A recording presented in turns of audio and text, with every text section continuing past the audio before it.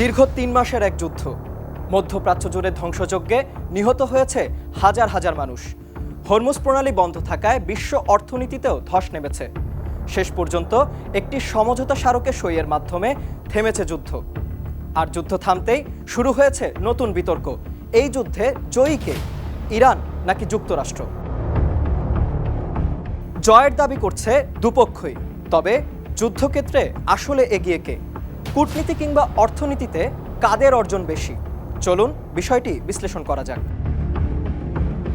কোন যুদ্ধে বিজয় নির্ধারিত হয় কে কতটুকু লক্ষ্য অর্জন করতে পেরেছে তার উপর। যুক্তরাষ্ট্রের লক্ষ্য ছিল ইরান যেন কখনোই পারমাণবিক অস্ত্র তৈরি করতে না পারে, একই সঙ্গে ইরানের ওপর এমন চাপ তৈরি করা যাতে দেশটি মার্কিন শর্তে সমঝোতায় যেতে বাধ্য হয়। অন্যদিকে তেহরান জানত প্রচলিত সামরিক শক্তিতে যুক্তরাষ্ট্র ও ইসরায়েলকে হারানো সম্ভব নয়, তাই তাদের মূল লক্ষ্য ছিল শক্ত প্রতিরোধে যুক্তরাষ্ট্রকে আলোচনার টেবিলে বসতে বাধ্য করা। যুদ্ধ শেষে স্বাক্ষরিত সমঝোতা স্মারক বিশ্লেষণ করলে দেখা যায় ইরান এমন কিছু সুবিধা পেয়েছে যা যুদ্ধের শুরুতে কল্পনা করাও কঠিন ছিল। ফার্ম ফ্রেশ পাস্তুরিত তরল দুধ, বেশি ভালো দুধ। চুক্তি অনুযায়ী সব ফ্রন্টে সামরিক অভিযান বন্ধ হবে, হরমুজ প্রণালী আবার খুলে দেয়া হবে, ইরানি জাহাজের ওপর যুক্তরাষ্ট্রের নৌ অবরোধ উঠে যাবে, বাধাহীনভাবে তেল রপ্তানির সঙ্গে জব্দ করা সম্পদও ফিরে পাবে তেহরান। এছাড়া ইরানের অর্থনীতি পুনর্গঠনের জন্য অন্তত $300 বিলিয়ন একটি উন্নয়ন পরিকল্পনার কথাও উল্লেখ রয়েছে এতে। তবে সবচেয়ে গুরুত্বপূর্ণ বিষয় হলো যুদ্ধের সময় ইরানকে ডোনাল্ড ট্রাম্প বারবার আত্মসমর্পণের কথা বললেও সমঝোতা স্মারকে এ কথাটি কোথাও উল্লেখ নেই। পুরো সভ্যতা বিলীন করে দেওয়ার হুমকি দেয়া হলেও শেষ পর্যন্ত ইরানের শর্তেই যুদ্ধ শেষ করতে হলো যুক্তরাষ্ট্রকে। নিষেধাজ্ঞা বাড়ানোর বদলে দিতে হলো বাড়তি সুবিধা, তাই প্রত্যক্ষভাবে যুদ্ধে ইরানকেই বিজয়ী হিসেবে দেখা হচ্ছে। তবে ট্রাম্পের বিজয়ের দাবিও পুরোপুরি উড়িয়ে দেওয়া যায় না। যুদ্ধ দীর্ঘায়িত হওয়ার সঙ্গে সঙ্গে যুক্তরাষ্ট্রের ভেতরেও জন অসন্তোষ বাড়ছিল। জ্বালানির উচ্চ মূল্য সরাসরি প্রভাব ফেলছিল মার্কিন ভোক্তাদের ওপর। এমন পরিস্থিতিতে যুদ্ধ থামিয়ে হরমুজ খুলে দেওয়ার মাধ্যমে ট্রাম্প একটি বড় রাজনৈতিক সংকট এড়াতে পেরেছেন বলে ধারণা বিশ্লেষকদের। যদিও যুদ্ধের প্রয়োজনীয়তার বিতর্কে গোড়াতেই প্রশ্নবিদ্ধ মার্কিন প্রেসিডেন্ট। সমঝোতার পরেও বেশ কয়েকবার ইরানকে ধ্বংস করে দেওয়ার দাবি করেছিলেন ট্রাম্প।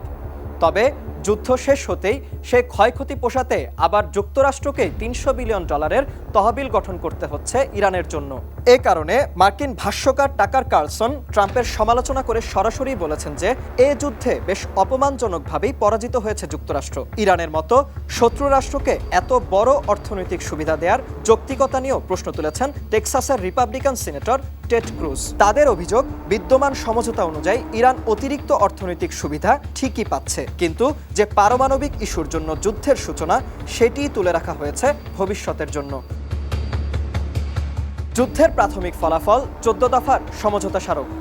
এতে ইরানকে বিজয় বেশেই দেখা গেছে, তবে এটাই সম্পূর্ণ চিত্র নয়। ইরানের সবচেয়ে কঠিন পরীক্ষা পরবর্তী 2 মাস, কারণ চুক্তির মূল বিতর্কিত বিষয়গুলো এখনও অমীমাংসিত। ইরানের উচ্চমাত্রায় সমৃদ্ধ ইউরেনিয়ামের ভবিষ্যৎ কি হবে, পারমাণবিক কর্মসূচির পরিধি কতটুকু থাকবে, ক্ষতিগ্রস্ত পারমাণবিক স্থাপনাগুলোই বা কতটুকু পুনর্নির্মাণ করা হবে, এসব প্রশ্নের উত্তর নির্ধারিত হবে আগামী 60 দিনের আলোচনায়। সমস্যা হলো যুদ্ধের পুরো সময় জুড়ে ইরানের বিপ্লবী গার্ড, কট্টরপন্থী নেতারা, এমনকি ইরান সরকারও দাবি করে এসেছে যে যুদ্ধে জয় পেয়েছে তেহরান। এখন পরবর্তী ধাপের আলোচনা শেষে ইরানকে বড় ধরনের ছাড় দিতে হলে সেই বিজয়ের গল্প প্রশ্নের মুখে পড়তে পারে, কারণ যুক্তরাষ্ট্রের সঙ্গে সমঝোতায় যাওয়ার জন্য ইতোমধ্যে দেশটির কট্টরপন্থীদের কাছে সমালোচনার শিকার হয়েছে ইরান সরকার। ফলে ইরানি আলোচকদের জন্য পরিস্থিতি আরো কঠিন হয়ে গেছে। তাদের এমন সমঝোতা করতে হবে যা ওয়াশিংটনকে সন্তুষ্ট করবে, আবার দেশের কট্টরপন্থী সমর্থকদেরও ক্ষুব্ধ করবে না।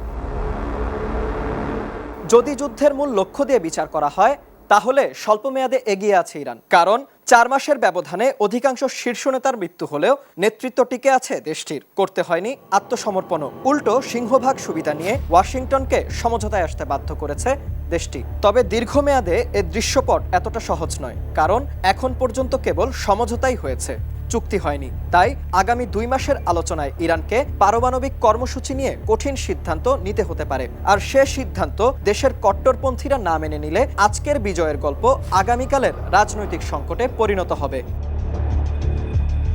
অন্যদিকে পুরোপুরি বিজয়ের দাবিও করতে পারছে না ওয়াশিংটন, কারণ বিলিয়ন ডলার লোকসান দিয়ে যুদ্ধের মূল লক্ষ্য অর্জন ছাড়াই আলোচনার টেবিলে বসতে হয়েছে দেশটিকে।